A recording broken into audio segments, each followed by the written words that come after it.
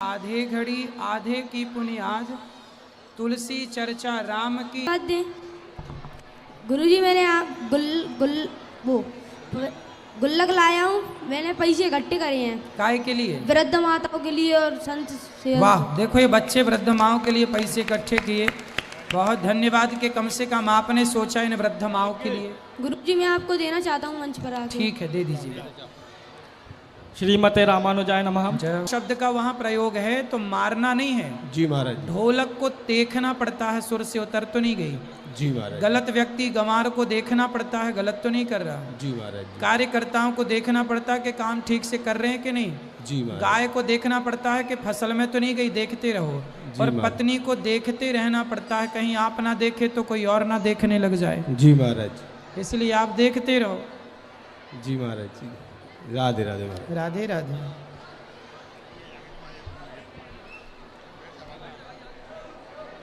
गुरुजी को सादर प्रणाम। जी जी मेरा प्रश्न गीता जी से है कि भगवान श्री कृष्ण कह रहे हैं कि अनन्य योग द्वारा तत्वत इस प्रकार में जानने देखने वैसे पार्थ मिलने योग हूँ। तो ये अनन्य योग क्या है?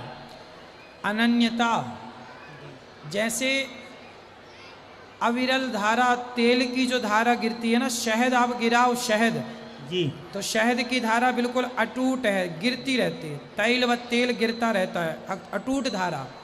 उसी तरह अनन्य भाव से परमात्मा का स्मरण, जो अनन्य भाव से मेरा स्मरण करता है मैं उसे सब कुछ देता हूँ। अनन्यता, अनन्यता मतलब एक सीधी दिशा, एक ईश्वर के सिवा किसी को जाने ही ना। अपने काम, जैसे लोग काम करते हैं ना, तो काम करते समय वो इतने खो जाते हैं कि बगल में क्या चल रहा पता ही नहीं, अपने काम में मस्त। तो अपने काम के प्रति अनन्यता, अपने सेवा के प्रति अनन्यता, अपने काम के प्रति अनन्यता, भक्ति के प्रति। जैसे मीरा, जहर दिया गया लेकिन उसकी अनन्यता इतनी थी कि ससुर ने कहा कि ये चरणामृत है, तो चरणामृत के भाव से पिया, तो उसकी अनन्यता के कारण। दूसरा कारण ये है कि शंकर जी की जटाओं से गंगा, गंगा मतलब ठंडी जल। शंकर जी ये कहते हैं कि जीवन में परेशानियां कष्ट कितना भी हो पर दिमाग को सदा ठंडा ही रखना चाहिए। दिमाग को ठंडा। गुरुजी जी कि हमें अस्थियां कहाँ पर पहननी चाहिए? अस्थियां जो होती है ना, मृत्यु हो जाती है, तो हमें अस्थियां कहाँ पर पहननी चाहिए? गंगा जी में। गंगा जी में, लेकिन गंगा जी में तो कहते हैं कि सब लोग वहाँ पे गंदगी करने से बहुत सारी गंदगी हो रही है वहाँ पे।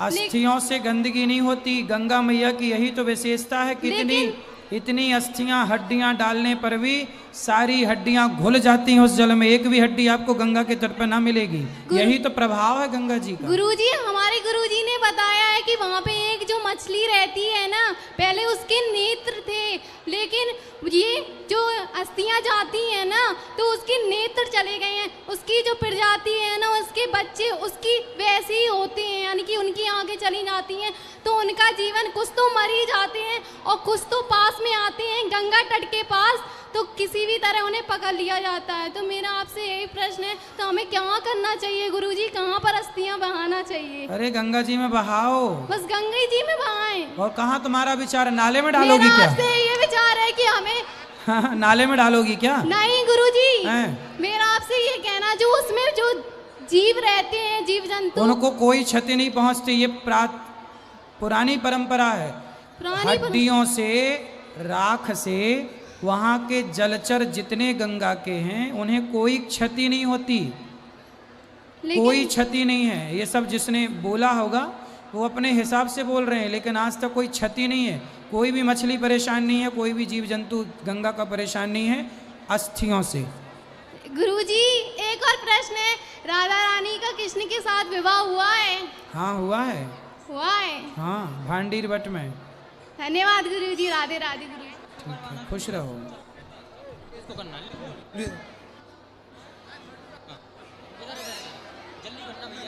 राधे राधे गुरुजी। जी गुरुजी मेरा प्रश्न है कि आपने बता के रखा है कि जीव जंतु की हत्या नहीं करनी चाहिए, हाँ, तो मेरे दोस्त मेरे को खिला देते हैं, जैसे क्या खिला देते हैं? Non veg. तो क्या तो ये मेरे को खिला देते तो ये नरक में जाएंगे या मैं जाऊंगा, आप बता दीजिए गुरुजी। दोनों ही जाओगे नरक में? दो सर, मेरे को पता ही नहीं रहता, ये खिला देते हैं।